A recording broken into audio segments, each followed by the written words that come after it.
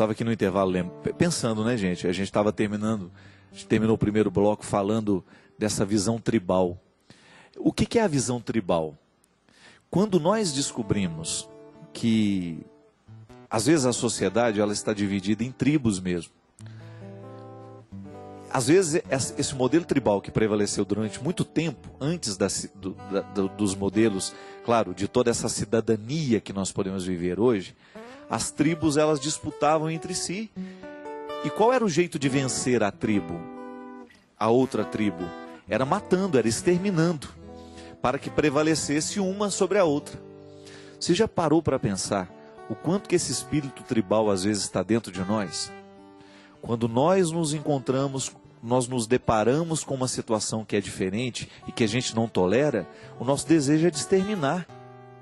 Mas como a gente não tem coragem de matar, você fulmina o outro com palavras maldosas, com inverdades, com fofocas. Já parou para pensar do poder de arma, do poder bélico, né, que a palavra tem? Quando nós estamos diante de uma pessoa que nós não suportamos, quando ela é de uma tribo diferente, quando ela é de um grupo diferente, e a gente sente aquele desejo de exterminar, como a gente não tem coragem de tirar uma arma e matar, a gente mata de outro jeito. Mata através de uma fofoca, mata através de um preconceito, mata através de um olhar, né? Quantas vezes nós temos um olhar maldoso para aquele que é diferente de nós? Um olhar diabólico. E às vezes são pessoas boas que se permitem, naquele momento, serem revestidas por essa coisa diabólica, que é parte de nós, parece que está lá dentro, né? Esse espírito tribal a gente leva com a gente. E é por isso que a gente tem que domesticar isso. A gente tem que transformar isso dentro de nós. Toda vez que você sentir que você está agindo de maneira tribal, o que é? Querendo exterminar o outro através de um gesto maldoso, de uma fofoca, de uma comunidade que você abre no Orkut, né? No Orkut é uma coisa terrível. Às vezes você pega uma pessoa que faz o bem na sociedade, às vezes você pega um jogador de futebol, sei lá, um ator, eles criam aquelas comunidades para falar mal daquela pessoa. Pelo amor de Deus, que espírito tribal é esse, né? Às vezes você pega uma pessoa que é vítima de calúnia, vítima de fofoca. Tribos, é o espírito da tribo, querendo destruir o outro. Dentro da igreja, né? Quantas vezes você percebe, eu sou da renovação carismática, você é do cursilho, aí nós somos inimigos por causa disso. Você não conhece o meu movimento, você não conhece, o meu é o movimento que é capaz de salvar, o seu não. Pelo amor de Deus. Essas intolerâncias que nós trazemos para dentro da nossa vida, dentro dos nossos grupos. Não, gente. Outro dia eu estava lendo umas coisas que escrevem na internet, né? Dizendo até de uma pessoa que eu conheço, um amigo que eu tenho, dizendo que ele é espírita. Aí, falando absurdos daquela pessoa, porque ela é espírita. Eu, com toda sinceridade, onde é que está o nosso cristianismo? Eu não estou dizendo que você tem que se transformar em espírita no momento que você respeita o espírito. Não, eu estou dizendo que você precisa ver o ser humano com um pouco mais de totalidade. E eu fico vendo o jeito como aquela pessoa que estava sendo criticada vive, as obras que ela realiza, tudo aquilo de bom que ela faz na vida, valendo menos do que a religião que ela tem. Eu não tenho que dizer que uma pessoa é ruim porque a religião dela é diferente da minha. É muito injusto isso, minha gente. É muito ingrato você jogar uma pessoa no lixo porque ela tem uma religião diferente de você. Você não precisa mudar a sua religião. Aliás, você aprimora a sua religião no momento em que você é capaz de respeitar o que é diferente de você. Sobretudo quando você percebe que às vezes aquela pessoa tem atitudes muito mais cristãs do que nós. Quando aquela pessoa tem um comportamento, uma presença no mundo muito mais solidária. Quantas iniciativas de caridade você encontra entre os espíritas? Isso já tem que ser o suficiente para lhe dar condições de respeitar aquela pessoa. Você não tem que concordar com a religião dela, você não tem que concordar com a reencarnação, você não tem que concordar com absolutamente não, é preciso. Mas você pode ser tolerante, você pode ser amistoso, você pode sim ser amigo dela. Ela não é uma pessoa ruim porque crê diferente de você. O grande problema é quando a gente fica pior porque crê diferente. E hoje, minha gente, a igreja mesmo nos convida. Eu não estou falando uma coisa, eu não estou falando bobagem não, viu?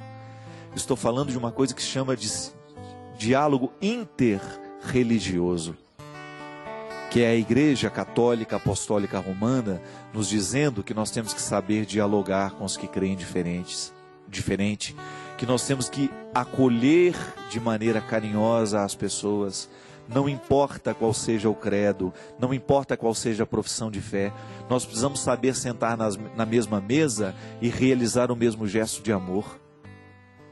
O que vai nos salvar nessa vida? É o tanto que a gente ama, é o tanto que a gente acolhe, é o tanto que a minha Eucaristia me convida a continuar o amor que ali eu celebrei. Agora, sair da igreja com a minha arma na mão, matando quem eu encontro? Onde é que está a repercussão da Eucaristia em mim? Fazendo fofoca, difamando na internet, seja lá onde for, o que crê diferente, falando mal dele, colocando em questão a conduta daquela pessoa, porque tem uma religião diferente? Não, nós não temos o direito de fazer isso. A nossa postura tem que ser de acolhimento, porque nós cremos em Jesus, e Jesus não teve dificuldade nenhuma com os que criam diferente dele. Ele fez de tudo para poder fazer prevalecer a regra do amor, da solidariedade e da paz. Nós estamos falando, né? A campanha da fraternidade deste ano nos sugeriu que a gente diminuísse a violência por meio da justiça. E fazer justiça é isso, minha gente. É a gente ter coragem de olhar o outro com a dignidade que ele tem, que ele merece ser reconhecido. Quantos problemas religiosos no mundo, quantos problemas de guerra nascem dessas questões religiosas, dessas intolerâncias, quando a gente descobre que a gente não sabe conviver com o que é diferente de nós. E às vezes isso acontece dentro de casa, acontece no nosso trabalho, em tantos lugares, né? Porque o espírito tribal prevalece em nós. Não é para ser assim. A gente precisa saber, descobrir o que a gente tem de igual. A gente tem vontade de viver, Padre. A gente tem vontade de ser feliz. A gente tem vontade de promover a justiça. A gente tem vontade de diminuir a violência no mundo. A gente tem vontade de cuidar da ecologia. A gente tem vontade de propagar o amor de Deus. Pronto. Já descobrimos alguma coisa que nós temos em comum. Então é evangélico, eu me uno ao evangélico para fazer bem ao mundo. É espírita, então eu me uno ao poder que o espírita tem de fazer bem ao mundo, através da sua caridade, do seu amor, da solidariedade com os pobres. Sei lá o quê? Como é que chama aquela religião? É muçulmano. Eu me encontro com um muçulmano e vou descobrir com ele o que nós podemos fazer juntos para a gente transformar o mundo. Mas não vou fazer da minha diferença religiosa um impasse para a fraternidade. Aquela profecia, o lobo e o cordeiro comerão no mesmo prato. O lobo não vai virar cordeiro, o cordeiro não vai virar lobo, não é assim? Mas eles vão ser capazes de se alimentarem no mesmo prato. Qual é o prato onde a humanidade precisa se alimentar, minha gente? É o amor. É o que mais faz falta no mundo de hoje. É a capacidade de amar. Se todas as religiões trabalhassem para isso, para tornar o ser humano mais amante, mais amado, os problemas do mundo estariam solucionados. Se todas as religiões, ao invés de pregarem o espírito tribal, de destruir o outro porque ele é diferente, se ocupasse de pregar o amor, se nós pregássemos o bem, a fraternidade, o amor ao próximo, o respeito a Deus e as regras que se desprendem desse respeito, nós teríamos um mundo muito melhor. Se nós julgássemos as nossas armas religiosas no chão e a gente se prendesse ao que é essencial, nós seríamos capazes de comer no mesmo prato. E aí a promessa, a profecia do profeta Isaías seria cumprida. Mas enquanto a gente estiver armados, enquanto nós estivermos com as lanças e as armas na mão, nós não vamos conseguir fazer a profecia ser cumprida. E o grande esforço de Jesus foi justamente isso, minha gente. Nos levar para que a gente pudesse comer juntos.